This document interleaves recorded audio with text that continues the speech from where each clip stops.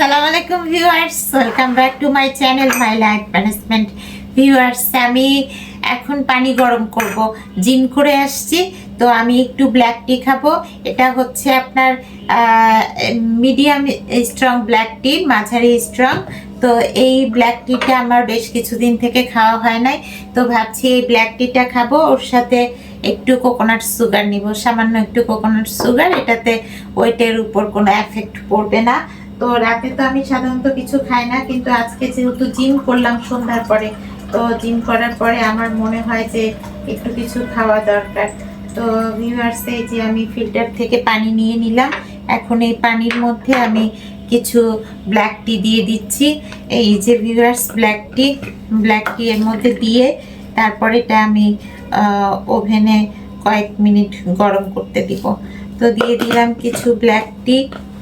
এই ব্ল্যাক টিগুলো আসলে একদম পাতা হয়ে যায় ভিউয়ার্স। তো আমি এটা দিয়ে দিচ্ছি ওভেনে। কতক্ষণ দিব এটা ওভেনে? 123 সেকেন্ড, 1 মিনিট 23 সেকেন্ড, 123 না, 1 মিনিট 23 সেকেন্ড আমি গরম করতে দিলাম। তো এই যে ভিউয়ার্স, আমার ব্ল্যাক টি এর কালেকশন তো আপনারা জানেনই। তো এই ব্ল্যাক টিটা আমি মিডিয়াম স্ট্রং ব্ল্যাক টিটাই ভাবতেছি এখন ডায়েটের সময় খাবো।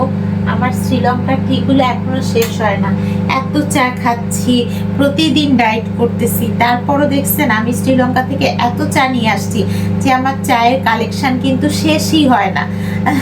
তো ভিউয়ার্স, আমার ফিলিপাইন, সিঙ্গাপুর আর হচ্ছে আমার ছেলে জাপান থেকে সব চকলেট নিয়ে আসছিল, আর আমি মালদ্বীপ শ্রীলঙ্কা ঘুরে বাদাম নিয়েছি মালদ্বীপ থেকে, আর শ্রীলঙ্কা থেকে চা নিয়েছি।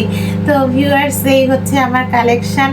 আর থাইল্যান্ডে যখন গিয়েছিলাম, থাইল্যান্ডে চা আসলে আমি কিনি নাই, কারণ শ্রীলঙ্কা চাই তো বেশি বিখ্যাত। তবে সামনে ইচ্ছা আছে যদি আবার দেশের বাইরে যাই হয়তো চকলেটই কেনা হবে। আর চা যদি কোথাও আমি পাই তবে আমি হাতছাড়া করবো না, চা কিনে ফেলবো। আর আরবিক কোনো কান্ট্রিতে যদি ট্যুর করে আসি, যেমন এর আগে মিশর ঘুরে আসছি, আগে তো তখন অর্গানিক খাবার অত বুঝতাম না, ওখান থেকে আমার উচিত ছিল কফি বিন নিয়ে আসা, কিন্তু আসলে সেই সময় ব্রেন কাজ করে নাই, মানে তখন আমার ব্রেনের সেট আপটা এরকম ছিল না। আমি ওজন কমাতাম, ওজন বেড়ে যেত, কিন্তু কিভাবে যে কমের মধ্যে রাখবো এই বুদ্ধিটাই তখন কাজ করে নাই। আর বুদ্ধি কিন্তু মানুষের ঠিকই আছে, সেটা এক সময় না এক সময় প্রকাশ পায় যদি সেটার পিছনে লেগে থাকা যায়। তো ভিউয়ার্স, যারা পিছনে লেগে থাকে না তারাই আসলে বুঝতে পারে না যে ওজন কমানোর পরে কিভাবে চলতে হবে, তখন ওজন কমানোর পরে ওজনটাকে আবার বাড়িয়ে ফেলে। তো এই কারণে ভিউয়ার্স অনেকেই এটা বোঝে না। তো আমার মনে হয় ধীরে ধীরে পেছনে লেগে থাকলে বুঝতে পারাটা খুবই সহজ, পিছনে লেগে থাকতে হবে।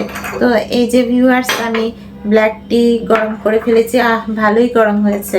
তো আমি এটা এখন ছেঁকে নিলাম, এই যে সুন্দর করে ছেঁকে নিলাম। এখন এর মধ্যে আমি দিয়ে দিব কোকোনাট সুগার। এই যে ভিউয়ার্স, আমার অর্গানিক কোকোনাট সুগার। খুব বেশি পরিমাণে দিব না, বেশি পরিমাণে খেলে কিন্তু এটাও ফ্যাটে যেতে পারে। তো আমি এই যে অল্প কিছুটা কোকোনাট সুগার দিয়ে দিলাম। এখন সুন্দর করে একটু নেড়ে নিয়ে খাবো। আমার রাতে কোনো খাওয়াই হয় না, কিন্তু আজকে জিম করেছি বলেই কিন্তু আসলে খাচ্ছি। এর আগে একদিন আপনাদেরকে দিয়েছিলাম ঘুম পাড়ানি খাবার, একটা ব্লগ দিয়েছিলাম, সেদিন রাতে ঘুম আসছিল না, তাই চিজ খেয়ে রাতে ঘুমাইছি। তো আজকে ভিউয়ার্স ঘুম আসছে না ব্যাপারটা তা না, ঘুম মাশাআল্লাহ ভালোই হবে যেহেতু আমি জিম করলাম। তো কিন্তু একটু কিছু পানি জাতীয় কিছু মুখে দেওয়া উচিত। তো আমার নর্মাল ড্রিঙ্কিং ওয়াটার, পানি খাওয়ার কোনো ইচ্ছা নাই, কারণ দুপুরে আমি যে পরিমাণ ডায়েট করেছি তাতে আমার প্রায় 2 লিটারের কাছাকাছি পানি খাওয়া হয়ে গেছে। তো আর পানি খেতে চাই না, এখন শুধু একটু সামান্য গলাটা ভিজানোর জন্য একটু কোকোনাট সুগার দিয়ে চাটা খাবো। ভালোই গরম আছে। ওজন কমানোর পেছনে আসলে ভিউয়ার্স লেগে থাকতে হয়। মানুষ একদিনে ওজন কমানোর জ্ঞান অর্জন করতে পারে না, একদিনে চাইলেও পারবে না। এটা কোনো মানুষের পক্ষে সম্ভব না যে একদিনে সবকিছু বুঝে ফেলবে। আবার একবার ওজন কমিয়েছে আবার ওজন বেড়ে যাবে। ওজন কমানোর পরে এমন না যে সে একবারে বিন্দাস জীবনযাপন করবে, কোনো কিছুই হবে না, তা কিন্তু না। এজন্য ওজন কমানো, ওজন ধরে রাখা, দুইটার পিছনেই আসলে লেগে থাকতে হয়। তো আমি তো এত বছর ধরে লেগে আছি, তারপরে দেখেন কতটা স্ট্রাগল করতেছি। তো 2 মাস 3 মাস আমি লেগে আছি তা কিন্তু না, 12 বছর লেগে আছি। সবাই বলবে 12 বছর লাগে নাকি? 12 বছর লাগে না, ওজন কমানো 1 বছরের মধ্যে 50 কেজি ওজন কমিয়ে ফেলা যায়। কিন্তু 12 বছর কখন লাগে? যখন ওজনটা বেড়ে যায়, আবার কমাতে হয়, কি করব না করব চিন্তা ভাবনা করতে হয়, ওটার পিছনে পড়ে থাকতে হয়, এইসব করেই আমার 12 বছর কেটেছে। এখন স্টেপ ডাইট করি আর আমার লাইফ এনজয় করি, আমার ফ্যামিলির জন্য কাজ করি, ফ্যামিলিকে সময় দিই, নিজেও আনন্দ পাই, তাদেরকেও আনন্দ দেওয়ার চেষ্টা করি। আর হচ্ছে আপনাদের সাথে কিছু কিছু করে ব্লগ শেয়ার করি। এই যেমন এখন কোন জিম করছি কিনা, ডায়েট কি করলাম, এইসব আসলে টুকটাক অনেক কিছু শেয়ার করা হয়। আর আমি শেয়ার করি একটা কারণে, যাতে আপনারা উপকৃত হন। কারণ কি, একজন মানুষও যদি উপকৃত হয় তাও আমার কাছে খুব ভালো লাগবে। মানে আমি তো নিজেকে সবসময় ক্রেডিট দিই যে আমি 50 কেজি ওজন কমাতে পেরেছি। তো আমাকে দেখে যদি কেউ 5 কেজি 10 কেজিও কমায়, অনেক বিশাল একটা অর্জন। তো ভিউয়ার্স, এই কারণেই আজকে চা খাওয়া হচ্ছে। এই চাটা কিন্তু বেশ গরম আছে। আমি ডায়েটের সময় যে পানিটা গরম করি, এটা কিন্তু তার থেকে বেশি গরম। তো কোকোনাট সুগার কিন্তু আসলে বেশি মিষ্টি না, আপনার বেশি পরিমাণে দিলে হয়তো মিষ্টি হবে, কিন্তু আমি খুব কম পরিমাণে ইউজ করি। আর আমি যদি কোনো ডেজার্ট আইটেম আমার নিজের জন্য বানাই, তাহলে কিন্তু কোকোনাট সুগারটাই দিই।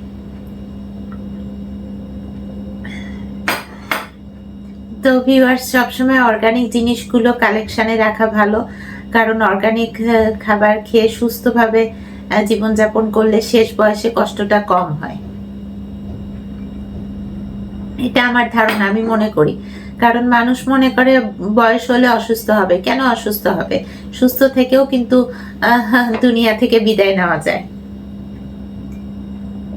তো সুস্থতা আল্লাহ তাআলার একটা বড় নিয়ামত, কাজেই সুস্থ থাকার জন্য অর্গানিক জিনিস কালেকশানে রাখা, সেগুলো নিয়ম করে রুটিন করে খাওয়া, নিজের স্বাস্থ্যের যত্ন নেওয়া, এটা সবারই উচিত। আর এই কারণে আমিও সবসময় এইসব ডায়েটের মধ্যে আছি। ডায়েট বলতে ব্যালেন্স ডায়েট। আমার ডায়েটটা কিন্তু ব্যালেন্স ডায়েট। আমার ডায়েট আপনাদেরকে বলেছিলাম প্যারালাল ডায়েট, চলন্ত ডায়েট, সমান্তরাল ডায়েট। হ্যাঁ, আমার ডায়েটটা সমান্তরাল, যা খাচ্ছি ওভাবেই খেয়ে যায়। আবার আমার ডায়েটটা মানে একটা মোশনের মধ্যে থাকে, সেটাও ঠিক আছে, চলন্ত ডায়েট। কিন্তু ডায়েটের মধ্যে আমি ঢুকে গেছি, কিন্তু আমার ডায়েটটা কিন্তু আসলে হচ্ছে ভিউয়ার্স একদম জেনুইন এবং ব্যালেন্স ডায়েট।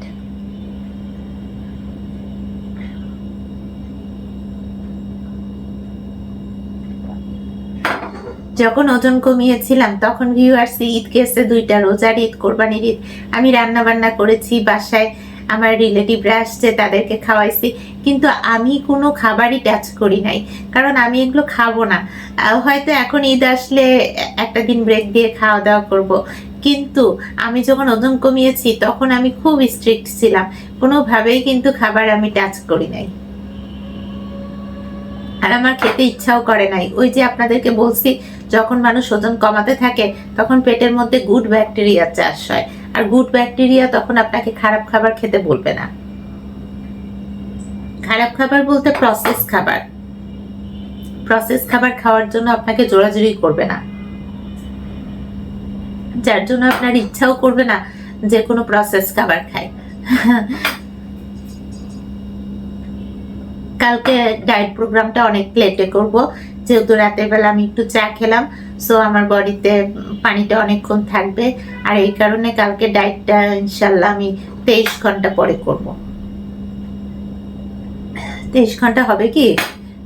এখন বাজে হচ্ছে সন্ধ্যা 7টা। হ্যাঁ, 23 ঘন্টা হবে। কালকে আমি মাগরিবের আগে বা পরে ডায়েট করব।